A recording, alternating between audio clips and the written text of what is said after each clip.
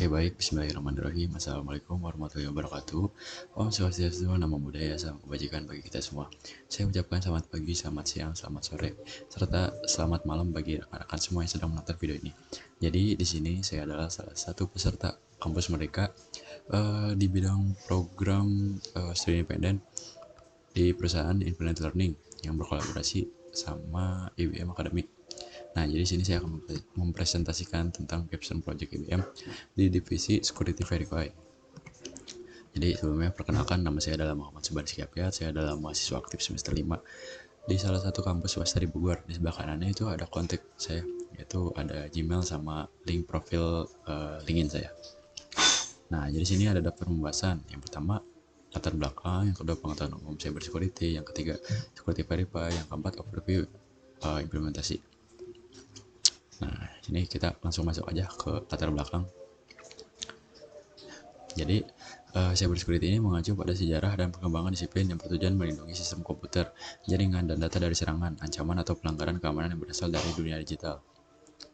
Lalu, sini ada sejarah awalnya. Keamanan komputer pertama kali menjadi perhatian serius pada tahun 1970-an.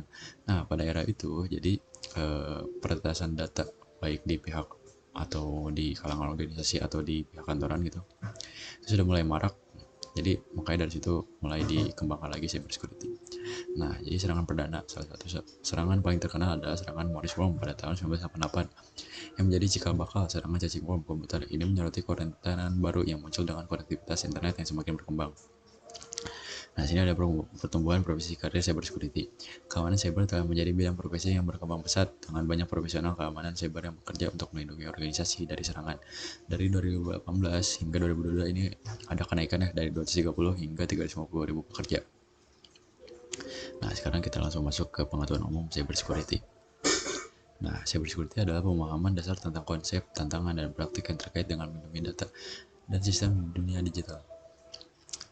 Nah, jadi di sini yang pertama itu ada definisi. Definisinya adalah disiplin yang berfokus pada melindungi perangkat komputer, jaringan, sistem, dan data dari ancaman, serangan, atau pelanggaran keamanan di lingkungan digital. Yang kedua itu ada ancaman cyber. Ancaman cyber mencakup virus, malware, ransomware, phishing, serangan DDoS, atau distributed denial of service. Yang ketiga ada keamanan identitas. Ini melibatkan metode autentikasi yang kuat seperti kata sandi yang kuat, autentikasi dua faktor, dan biometrik untuk memastikan hanya orang yang berwenang yang dapat mengakses data atau sistem. Lalu di sini ada keamanan jaringan. Praktik keamanan jaringan mencakup konfigurasi firewall, deteksi intrusi, enkripsi data, dan pemantauan lalu lintas jaringan untuk mengidentifikasi jaringan. Di sini ada kebijakan keamanan. Organisasi sering memiliki kebijakan keamanan yang harus diikuti oleh karyawan dan anggota tim teknis untuk menjaga keamanan informasi. Lalu di sini ada keamanan sosial, menghindari berbagi informasi pribadi secara sembarangan di media sosial dan memahami bagaimana penyerang dapat memanfaatkannya. Nah, sebenarnya pengetahuan umum cyber security masih banyak, yaitu ada kriptografi, keamanan aplikasi, keamanan cloud, manajemen risiko, komputer regulasi, serta kerentanan. Jadi, pemahaman yang baik itu tentang cyber security ini penting untuk semua orang, baik individu maupun organisasi, karena risiko keamanan cyber dapat memiliki dampak yang serius pada kehidupan pribadi dan bisnis. Lalu sini kita masuk ke security verify. Nah, jadi security verify ini melindungi pengguna dan aplikasi baik di dalam maupun di luar perusahaan, sekaligus memungkinkan kelincahan teknis dan efisiensi operasional sebagai solusi cloud native. Nah, jadi sini gambarannya misalkan ada hacker di sebelah kanan. Nah, lalu si hacker ini ingin mengakses data atau mencuri data-data dari website misalkan. Nah, security verify ini dia bekerja untuk menghalangi hacker tersebut untuk melancarkan aksesnya mengakses data atau mencuri dari website yang hacker itu pilih. Nah, sini ada salah satu contoh security verify di bidang multifactor verification. Nah, sini ada user. Jadi user masuk ke website, input sandi, lalu menerima OTP, lalu user itu input OTP. Nah, kalau misalkan OTP-nya sesuai, maka user akan diperbolehkan untuk masuk. Nah, sebenarnya kasus seperti ini sebenarnya udah banyak ya. Contoh aplikasi yang menerapkan seperti ini adalah aplikasi dari WhatsApp. Jadi sebelum kita masuk WhatsApp itu biasanya awal-awal tuh kita disuruh buat input nomor telepon kita. Asal kita input, nanti si WhatsApp ini bakal ngirimin OTP ke nomor yang sudah kita input tadi. Nah, si kode OTP itu kita inputkan ke dalam aplikasi WA itu. Nanti kalau misalkan kodenya benar, baru kita diperbolehkan untuk masuk. Nah, selain SSO dan MFA, Verify adalah EDES modular dan modern yang memberikan konteks mendalam yang didukung AI untuk autentikasi berbasis risiko dan keputusan, akses adaptif, pengalaman terpandu untuk time to value, pengembang, dan kemampuan cloud IAM yang kompresif. Nah, di sini ada kelebihan dan kekurangan. Nah, sekarang kita yang kelebihannya dulu. Jadi kelebihannya itu adalah yang pertama keamanan yang lebih tinggi, kedua pengelolaan akses yang lebih baik, ketiga audit dan pelacakan, keempat fleksibilitas dalam izin, yang kelima perlindungan terhadap peretasan. Nah, kekurangannya ini ada kompleksitas, lupa katasan di biaya, keterbatasan pengguna, serta kesalahan dalam melakukan konfigurasi. Lalu sekarang kita masuk ke overview implementasi. Jadi di sini saya membuat gagasan security verify menggunakan authorization. Jadi saya implementasi security verify pada website Kesatuan Integrated System atau KIS. Nah, jadi implementasinya itu contohnya ini seperti ini. Jadi ada user ini masuk ke KIS nih. Nah, jadi saat masuk ke sini ada portal buat si login authorization. Nah, ini sebenarnya ini security verify. Jadi kalau misalkan user dan passwordnya ini benar, maka dia bakal masuk ngedirect ke website KIS-nya itu.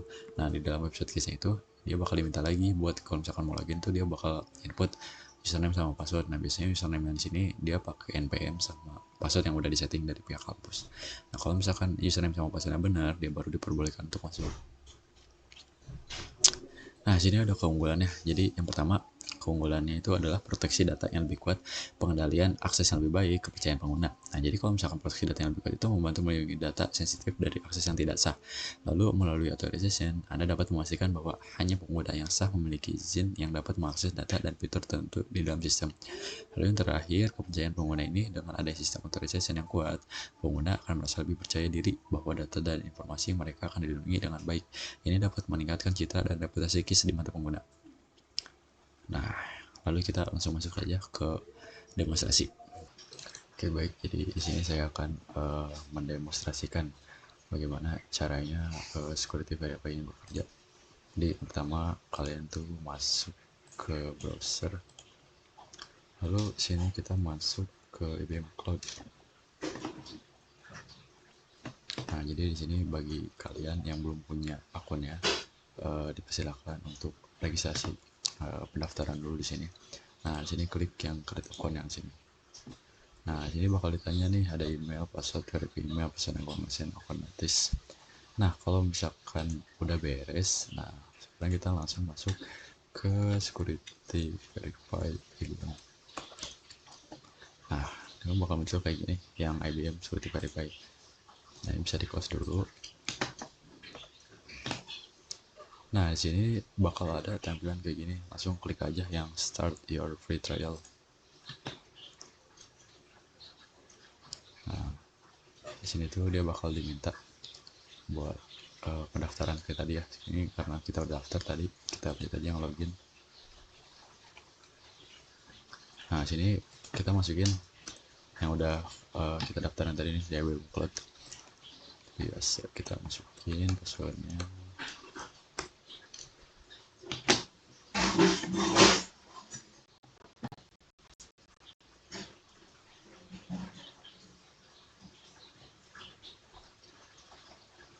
Tunggu sebentar. Nah,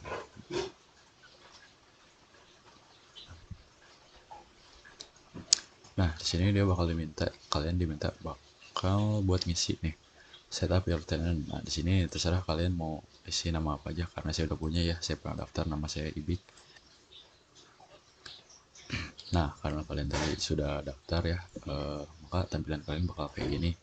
Sini ini adalah halaman awal atau dashboard. Sini bakal kelihatan user in cloud registry-nya ada berapa, user login today ada berapa, user connection today ada berapa. Nah, pokoknya sini dashboard dari security verify sini. Nah, sebelumnya kita langsung setup buat developer portalnya. Kita klik application, udah gitu kita klik lagi yang application. Nah, situ karena di kalian pasti yang kayak gini kan ini belum ada ya.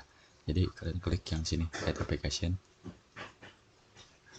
Udah gitu kalian cari developer portal. Nah, kalian klik udah gitu add application. Kalau misalkan udah, kalian ke sini klik setting. Lalu tinggal setting sesuaikan dengan yang saya buat ini. Single on ya kayak gini, user report policy. Settingannya kayak gini, authorization code implicit device flow. Nah, ini buat si grand tab-nya nanti ya. Nah, di sini identify provider dan cloud directory, pokoknya disesuaikan aja ini sama yang saya buat. Nah, udah gitu kalau misalkan udah beres, sekarang kita ke directory, udah gitu ke user and group. Nah dari sini kita klik lagi yang groups. Nah ini kan ada admin ya, nah ini kita klik nih edit. Nah itu ke bawah kalian cari nih nama kalian siapa, udah gitu tinggal diklik. Nah itu kita klik nih yang add ini. Nah kalau misalkan udah di add, nah kita otomatis bakal ke daftar, kita bakal jadi developer.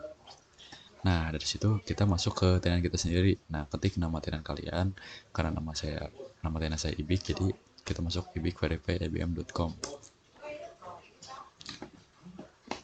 Nah, di sini kalian bakal ada tampilan buat kayak gini nih, Security Verify Developer Portal. Nah, kalian klik Launch App di sini. Nah, di sini bakal muncul tampilan awal seperti ini. Nah, pasti kalian yang kayak gini nih bakalan belum ada ya. Nah, jadi kalian di sini klik Add Application. Nah, di sini terserah kalian mau isi nama apa. Misalkan di sini klik Testing. Nah, Testing Project. Nah, di bawah ini bakal diminta buat green tab-nya. Ini ada authorization code, device flow, implicit atau resource owner password credential. Nah, di sini tuh jadi penjelasannya authorization code ini dia bakal authorize kalau device flow ini dia bakal diminta kayak buat QR code kayak gitu. Kalau implicit ini dia settingannya buat suitable for most use case. Nah, di sini bakal ada ID token buat akses si website yang kalian implementasikan nanti. Nah, di situ ke bawah lagi kalian bakal diminta app URL. Nah, sini kalian masukin kalian pengen diimplementasiin kemana URL. Nah, kalau misalkan ini di bawah ini ada redirect. Nah, ini beda lagi kasusnya kalau misalkan kalian klik di pageflow ini cuma ada satu. Karena yang directnya itu dia bakal ada dari page-nya tersendiri dari IBM langsung. Jadi kita di sini pakai yang authorization code-nya aja. Nah, di sini tinggal sesuaikan aja.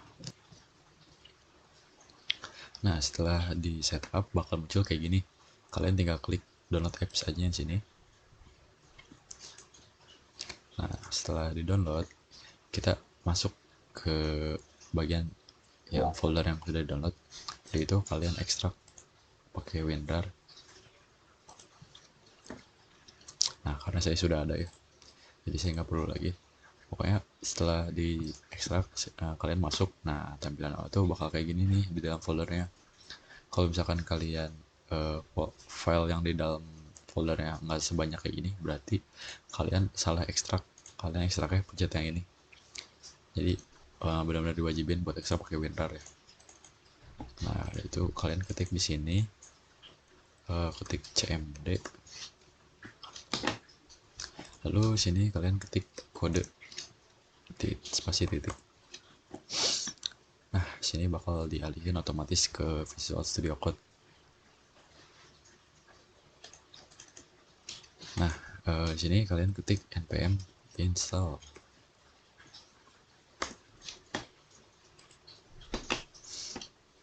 Nah, kalau misalkan udah beres, tampilan bakal kayak gini. Terus kalian ketik lagi npm start. Nah, di sini bakal navigate buat ke localhost 3000.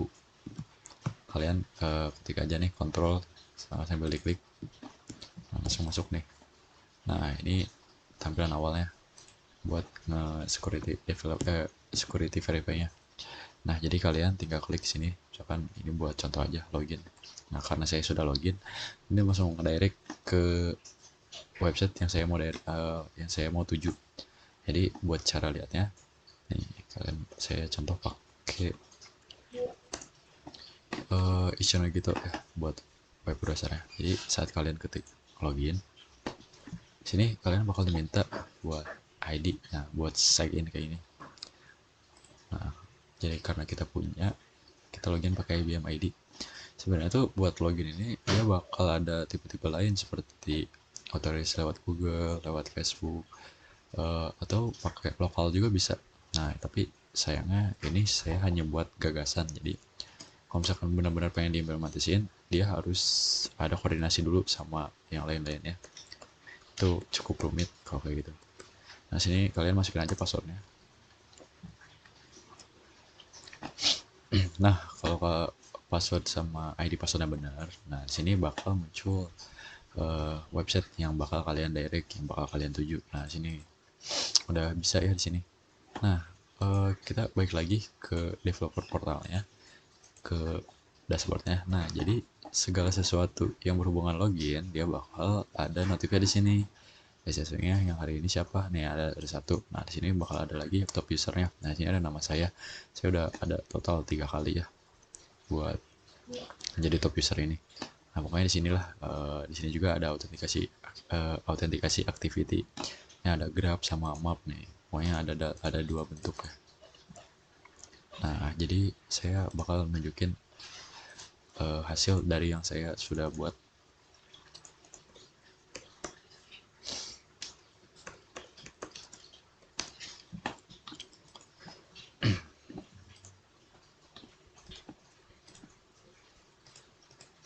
Nah, jadi ini adalah hasil kustomisasi saya yang telah saya buat ya. Sini di bagian layout ini ada beberapa yang saya ubah, terus di bagian index juga kayaknya ada beberapa yang saya ubah lah sini. Nah, jadi ini tampilannya. Saya bakal jalankan. Salah tipe.